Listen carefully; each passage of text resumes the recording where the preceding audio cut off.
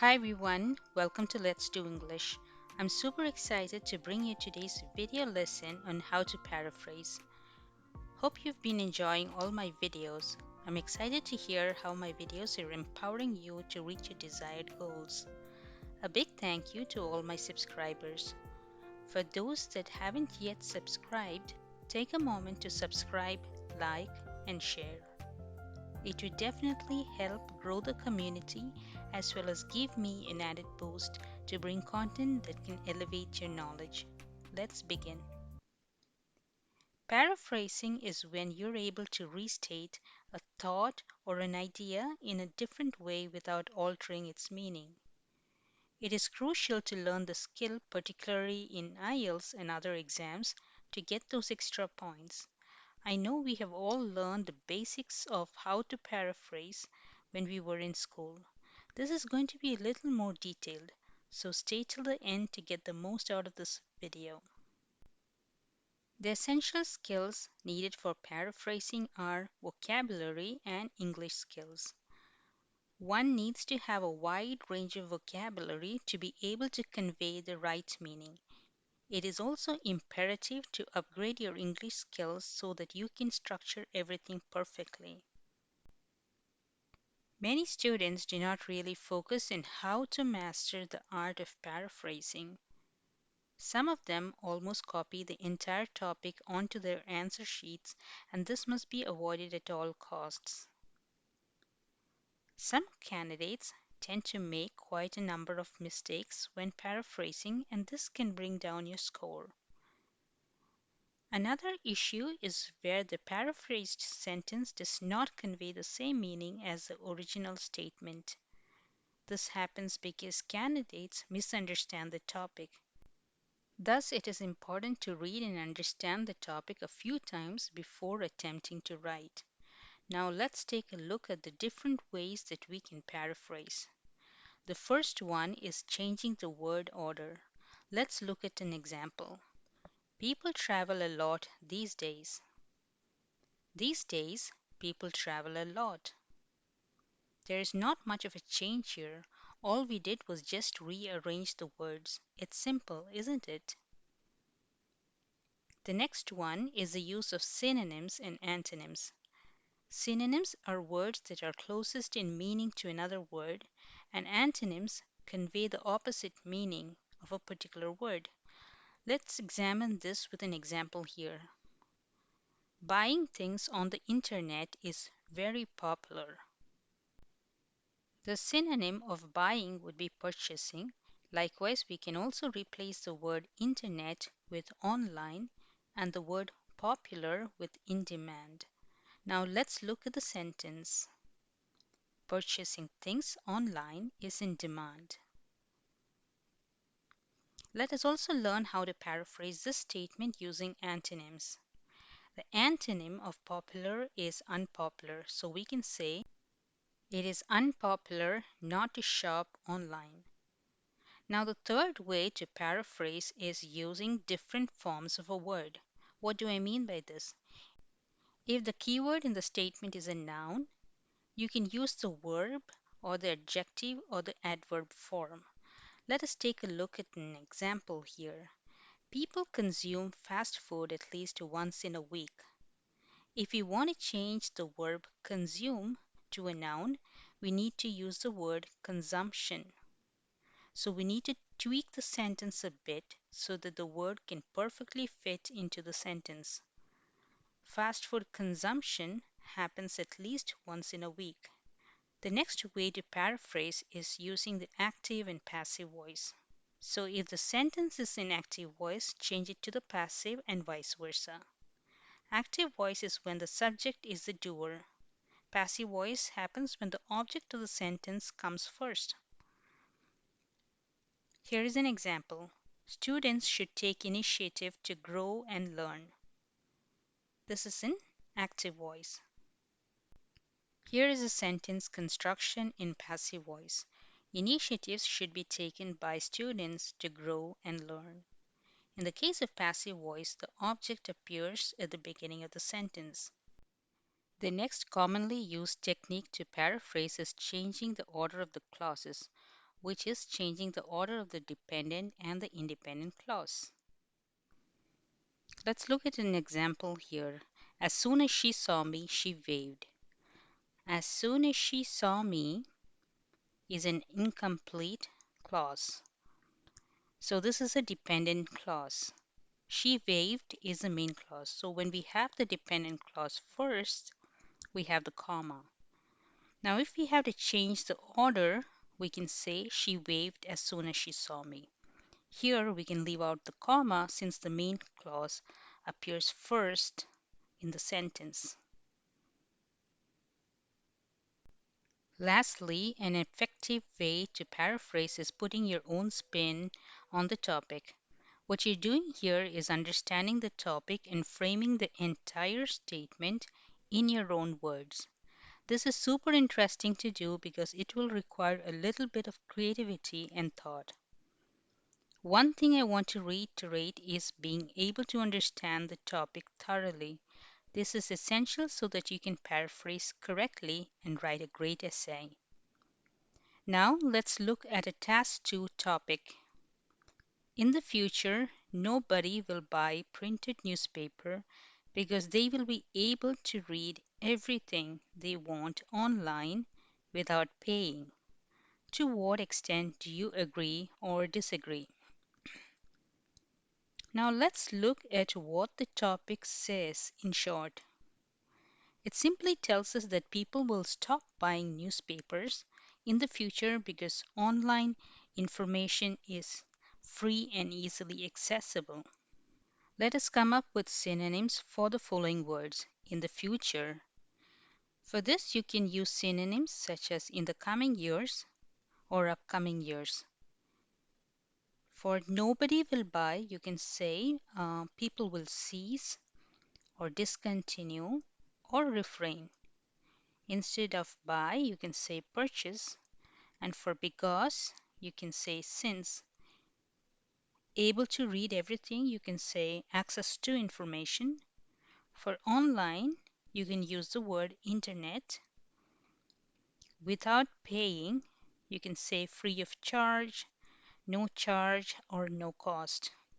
Now let's start assembling this. In the coming years, people will refrain from purchasing newspapers and rely solely on the internet to access information since it is free of charge and readily available. I believe this was easy since we used synonyms. There is also a bit of refinement in terms of sentence construction.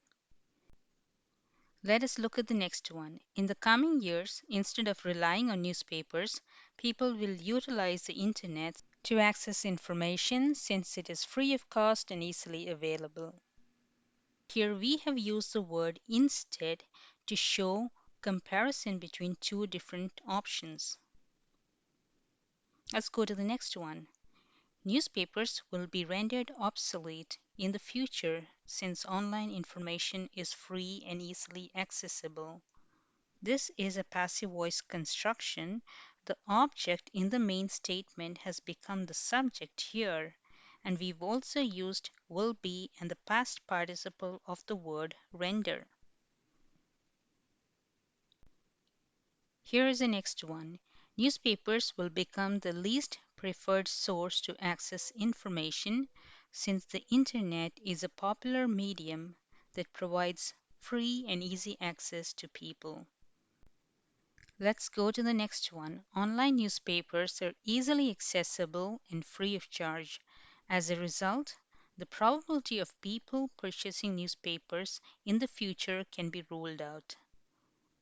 If you notice, we have two sentences here. We were able to transition from one sentence to the other with the help of the connector as a result. Let us look at the last one. It has been predicted that in the future, online information, which is free and easily available, will render newspapers obsolete. Nobody will buy has been translated into many different ways like least preferred source, obsolete, refrain, can be ruled out, etc. Obsolete would mean outdated Solely would mean exclusively. If you noticed, I was able to put my own spin on this topic in many different ways. This requires a thorough understanding and a bit of creativity or flair for the language. Let's move on to the next topic. In some countries, people are becoming more interested in finding out about the history of the house or building they live in. What are the reasons for this? How can people research this?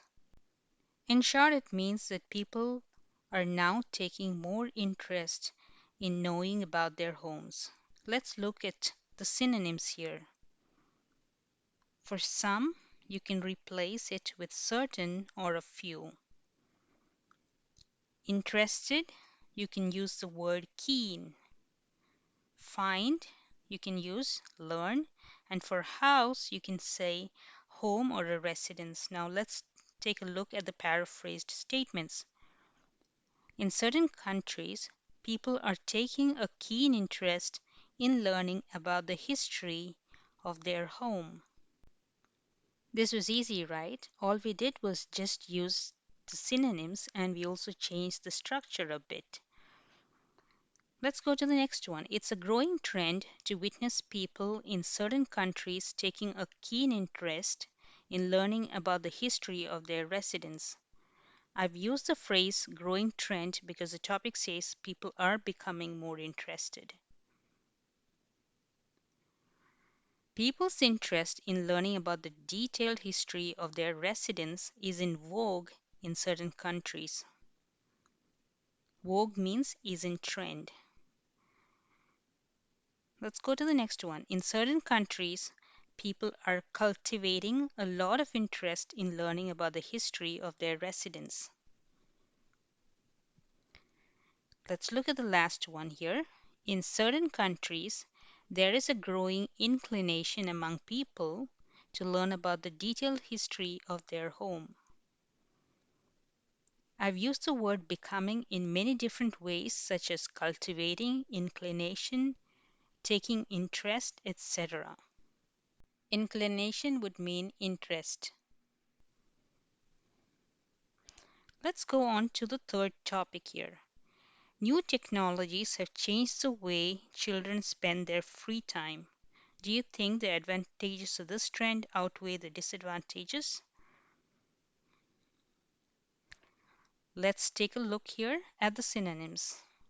For new technologies, you could say modern technologies or latest technologies. For the word changed, you can say altered, revolutionized, etc. Now, for spend, you can say utilize or make use of. For free time, you can say leisure time. So let's assemble this together.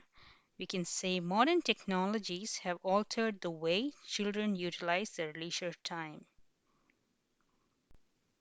All we did was we just used some synonyms to replace the keywords in the original statement. Now let's look at the next one. Technology has altered the way children spend their leisure time. Here we talk about technology as a single unit. Here is an interesting one. Advances in technology have revolutionized the way children utilize their leisure time. Now let's look at the last one. Children utilize their spare time much differently because of technological advancements. Let's move on to the next topic. In many countries, people in the rural areas are moving to cities, so the population in the countryside is decreasing. Do you think this is a positive or negative development? Now let's look at the synonyms here. Instead of the word many, you can use several. For rural areas, you can say villages or non urban areas. For the word moving, you can say migrating or movement. For decreasing, you can say decline or imbalance. Let's assemble this together. In a number of countries, the migration of people from non urban areas to cities has brought about a decline in the population of rural areas. I've used many synonyms here, but I chose one synonym to be the key focal point around which this sentence has been constructed, and the word is migration. Let's move on to the next one. In several countries, population imbalance in rural areas has become an emerging issue because of the migration of people from rural areas to cities. Here, the focus is on the keyword population imbalance, and I've structured the sentence around that. Let us look at the last and final one. The migration of people from villages to cities in many countries has caused an imbalance in the rural areas. We are here at the end of our lesson. I hope you found this really useful. Like, subscribe, and share to let me know how much you liked the video. Let us grow and build a strong community. Here is your assignment. I want you to paraphrase this topic. Nowadays, more and more people prefer choosing online courses to learn than attending regular classes. Do the advantages of online courses outweigh the disadvantages? I look forward to seeing your responses in the comment section below. If you are an IELTS aspirant, feel free to check out my Facebook group, IELTS Global Aspirants. I also conduct online classes, essay evaluation services, and mock speaking tests. I look forward to seeing you all soon with another great video.